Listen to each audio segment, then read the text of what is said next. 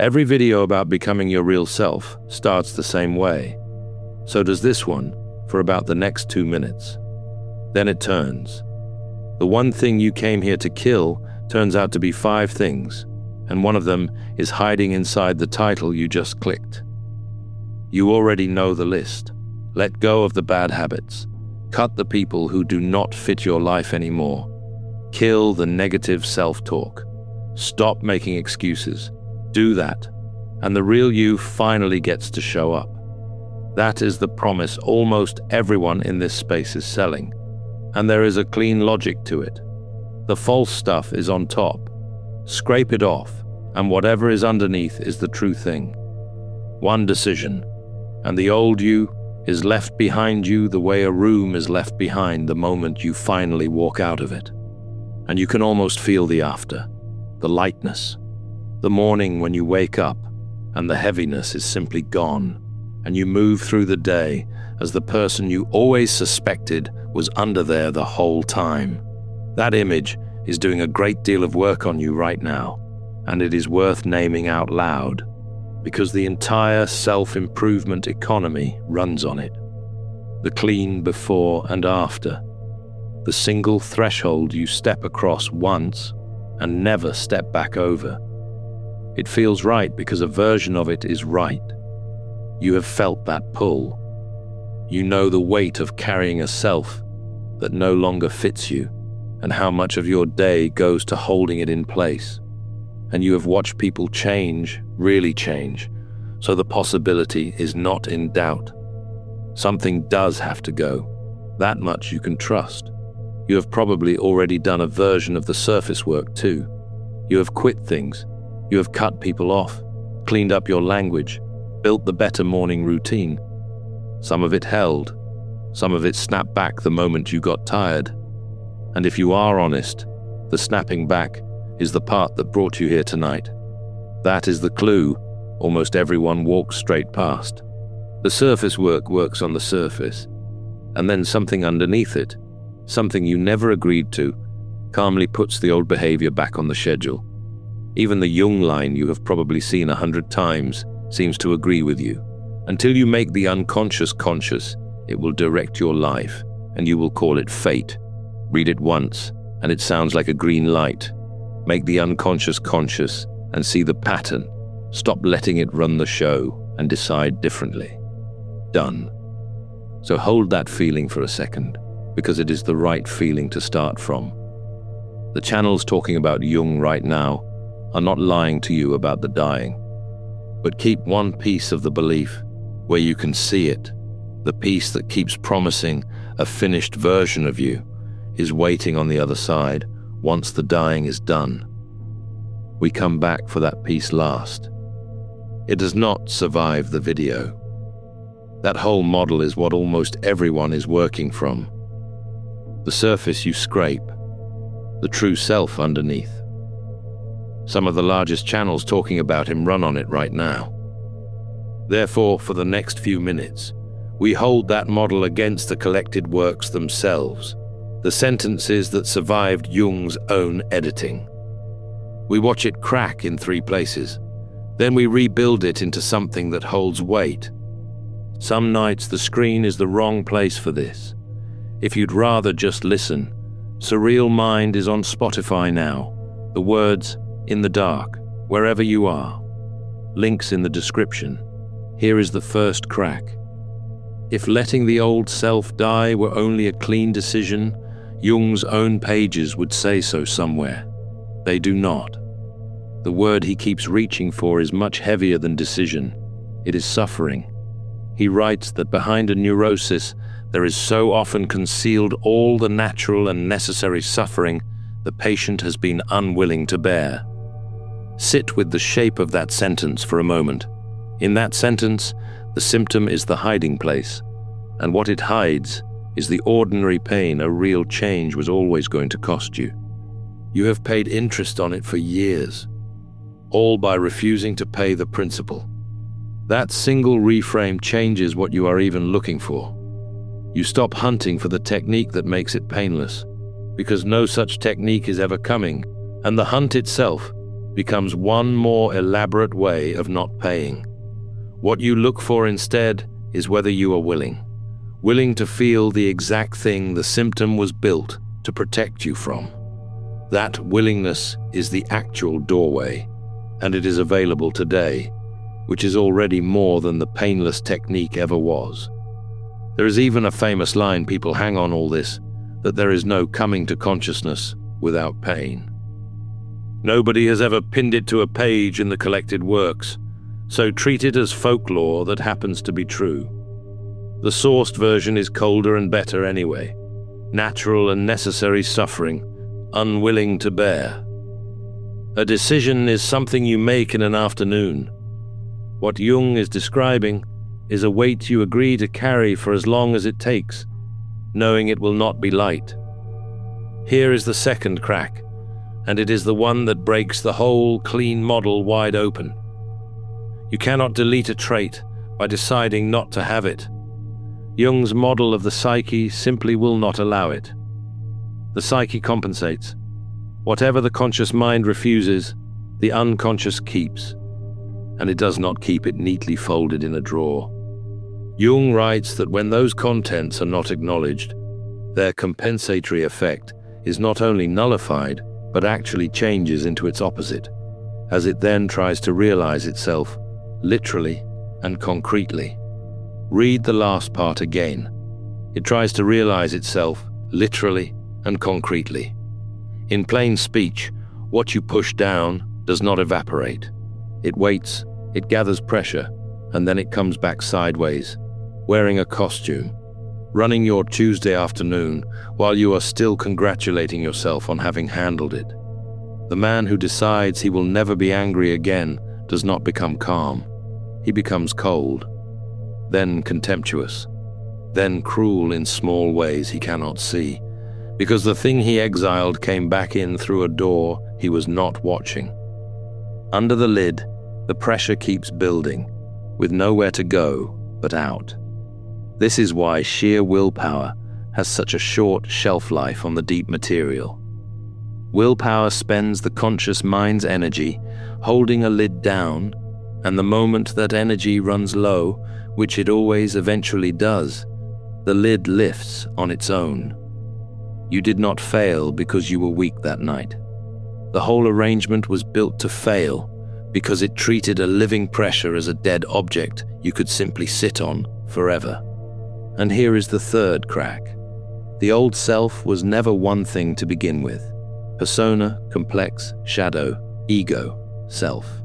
In Jung's own map, these are separate structures with separate jobs. 5 machines that only look like one machine from the outside because they happen to share a skull. Therefore, you cannot kill the old self as a single unit any more than one surgery repairs 5 different organs at once. You have been aiming a single decision at a whole crowd, and then wondering why the crowd keeps voting you back down every February. Each of those 5 structures answers to its own logic and needs its own kind of attention. The persona responds to permission. The complex responds to time and slow repetition. The idealized self responds to grief, the small private grief of letting an imaginary version of you finally die. Aim the wrong tool at the wrong structure, and nothing moves at all. You conclude that you are broken. Really, you were just using a hammer on a combination lock. So the old self is a crowd that walks as one figure, and that figure does not step aside on a single decision. Then what actually has to go? 5 specific things. The 5 you have heard about, the habits and the toxic people and the excuses, are only the surface weather of those deeper 5. Underneath them sit the 5 that Jung's own model actually names. And this is your roadmap for everything after this line. Watch for the 5th one in particular. One of these 5 is the belief that there is a finish line at all. Keep that one in the corner of your eye. We take it last, and it is the one hiding in the title. The first thing that has to go is the persona. Jung calls it the mask built at the exact place where who you are meets what the world expects you to be. He is not gentle about its cost. The aim of individuation, he writes, is to divest the self of the false wrappings of the persona. False wrappings. That phrase is his own, straight off the page, and it is a hard one. The persona is neither a villain nor a lie you tell on purpose. It starts as a simple courtesy, a way of being legible and safe to other people. The trouble begins when it hardens. You are rewarded for the mask so many times, so young and so reliably, that it stops feeling like something you put on in the morning. It starts to feel like your actual face. Take Owen, not a real person, a composite, the kind you probably half recognize already. Owen is easy at every gathering, agreeable at work, steady in a crisis. The version of him that everyone likes is fully built and always on call. And here is the trap. He is genuinely good at it. That is exactly what makes it so hard to see as a problem. It works. People trust him, promote him, lean on him, invite him back. And privately, he cannot remember the last time anyone in his life reacted to something he actually felt, because the people around him have never once met it. They met the mask, shook its hand, and went home happy. Owen goes home to a quiet he has slowly lost the ability to name.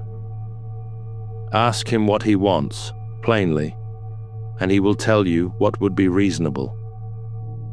He has been the reasonable one so long that the wanting itself has gone quiet somewhere under the mask. And the cruel twist is that the better the mask performs, the lonelier the person behind it gets. Every success belongs to the mask. Every warm reward lands on the mask. So the part of Owen that is actually Owen receives none of it.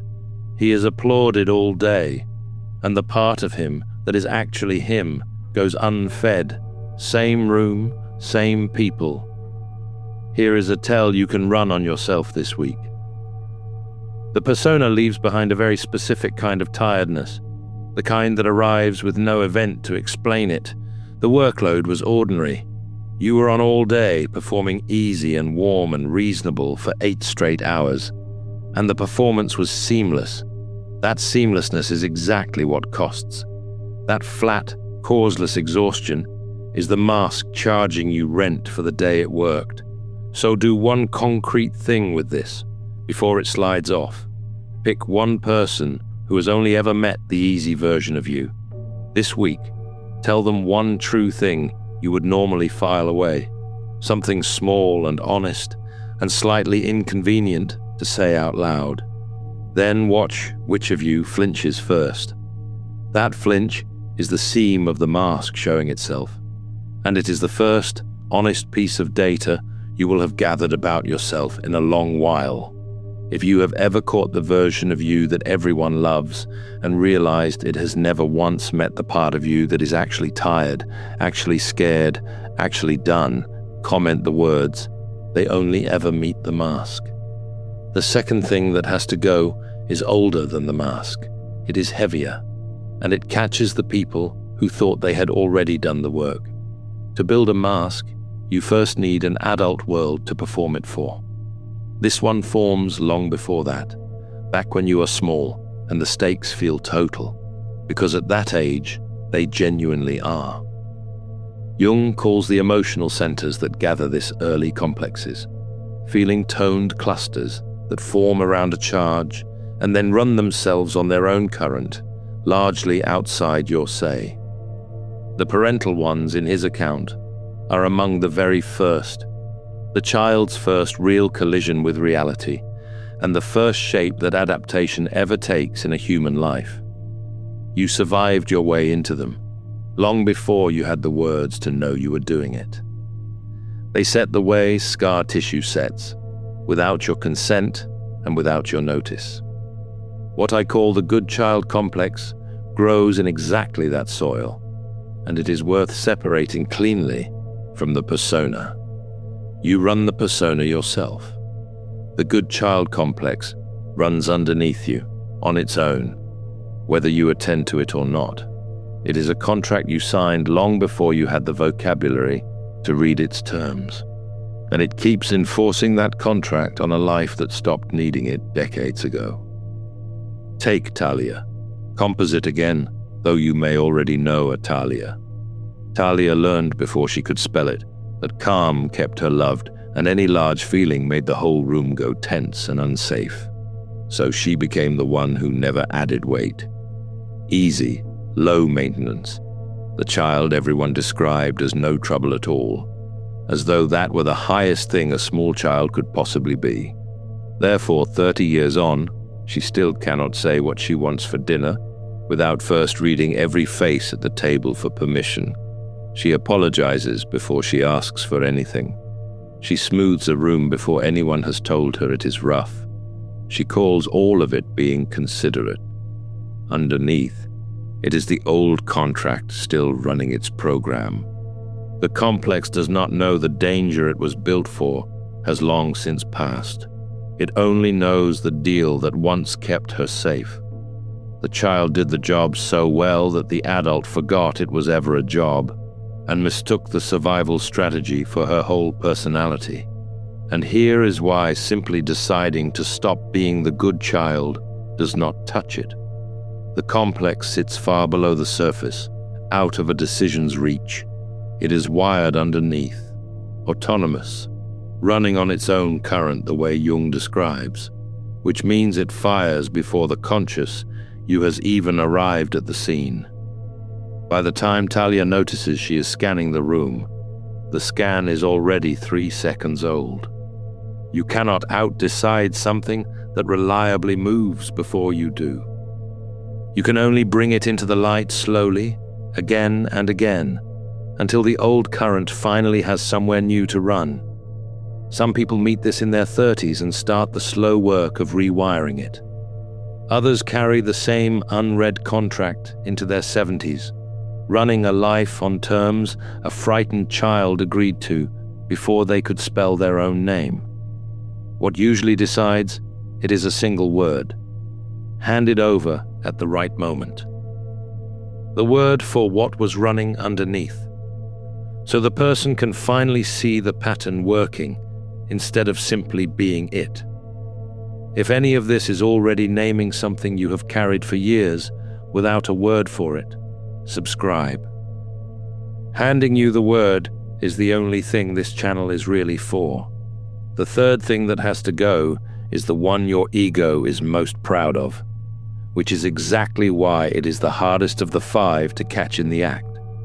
Skip the loud version for a second, the guru, the magician who believes he channels something cosmic through his own chest. That version exists, but it catches only a few. The version that catches almost everyone is far quieter and far more ordinary, and it walks around all day wearing the respectable costume of high standards. Jung has a precise word for the mechanism sitting under it: inflation. The ego privately identifies with an image cleaner and larger than any real person could ever sustain, and it slowly starts to believe it actually lives there full time. He warns about the puffed-up ego that mistakes its own borrowed height for solid ground beneath its feet. His larger point about the ego is that its true job is balance. The ego holds its position steadily between opposing pulls without collapsing into either one. Inflation is the ego abandoning that post to fuse itself with the single shining pole it likes best. The idealized self is that image raised up and treated as a real destination, the flawless, always in control, never behind version of you that has never once actually existed on an ordinary Tuesday. The real danger is subtle. You have already moved into that image, so that now every ordinary human failure reads as a fall from a home you never truly had. Back to Owen. There is a second Owen who lives only inside the first Owen's head, permanently calm, permanently right, always 3 steps ahead and never once behind on anything.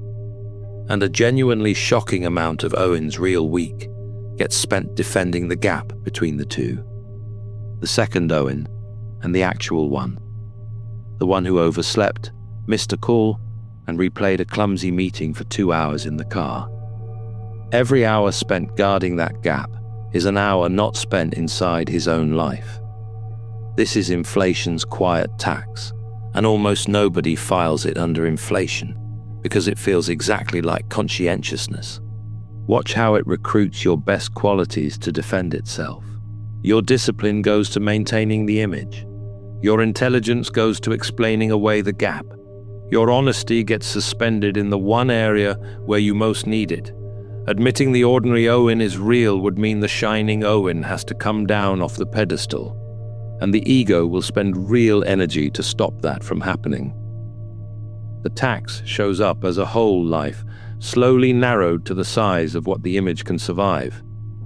Comment if you have ever caught yourself measuring one entirely ordinary Tuesday against someone who was never real to begin with.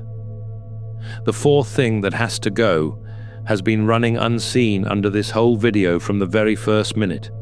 Remember the quote from the start. Until you make the unconscious conscious, it will direct your life and you will call it fate.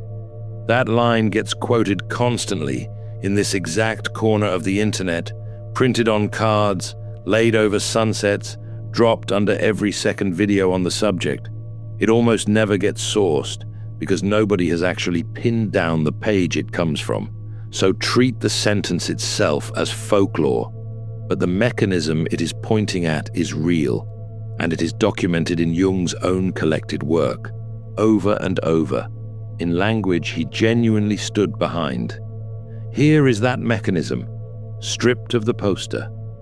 The conscious, deciding you is one voice inside the psyche, one member of a council that never once agreed to let it chair every single meeting. The unconscious compensates and asserts itself, no matter what the deciding you resolves at midnight, with a clenched jaw and a fresh list of rules. That is the real set of teeth hiding inside the folklore quote. Make the unconscious conscious means something humbler than outvoting it. It means to stop pretending the other chairs in the room are empty, and to start actually listening to what the occupied ones keep trying to say. What I call the sovereign ego is the fantasy that deciding is the same act as changing. That if you just resolve hard enough and mean it hard enough, the rest of you falls into line and stays there. It does not. And everyone who has ever broken a New Year resolution by February knows that failure in their body before they can put a name to it.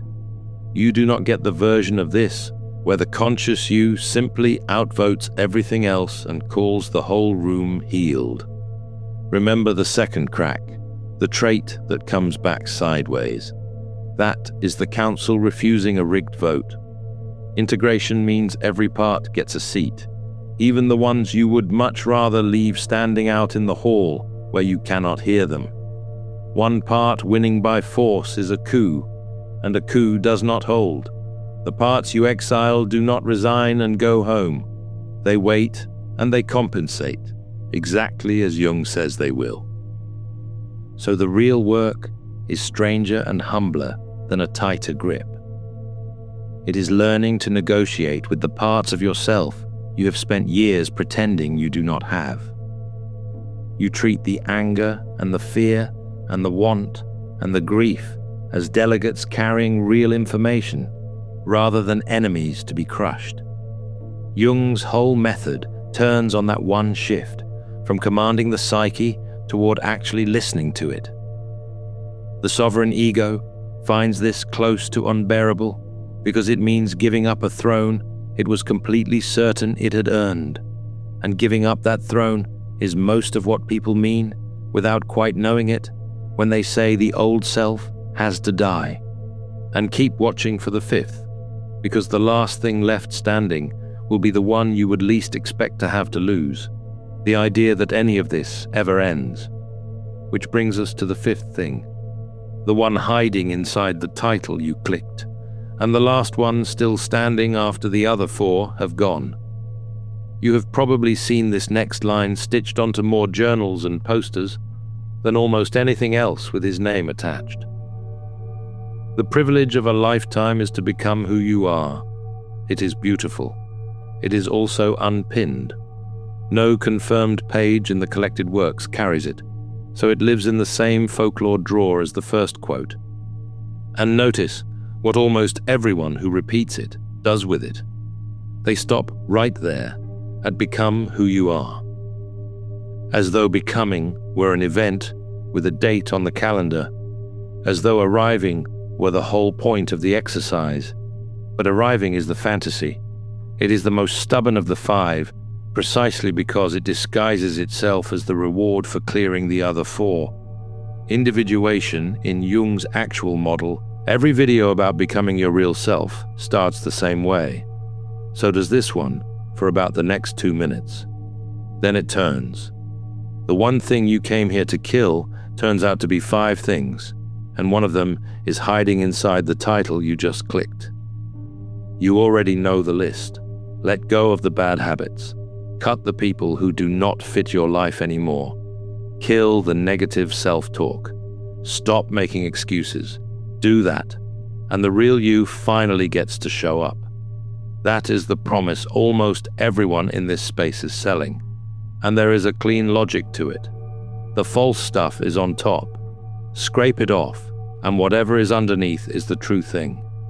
One decision, and the old you is left behind you the way a room is left behind the moment you finally walk out of it. And you can almost feel the after, the lightness, the morning when you wake up and the heaviness is simply gone, and you move through the day as the person you always suspected was under there the whole time. That image is doing a great deal of work on you right now, and it is worth naming out loud, because the entire self-improvement economy runs on it. The clean before and after. The single threshold you step across once and never step back over. It feels right because a version of it is right. You have felt that pull. You know the weight of carrying a self that no longer fits you, and how much of your day goes to holding it in place. And you have watched people change, really change, so the possibility is not in doubt. Something does have to go. That much you can trust.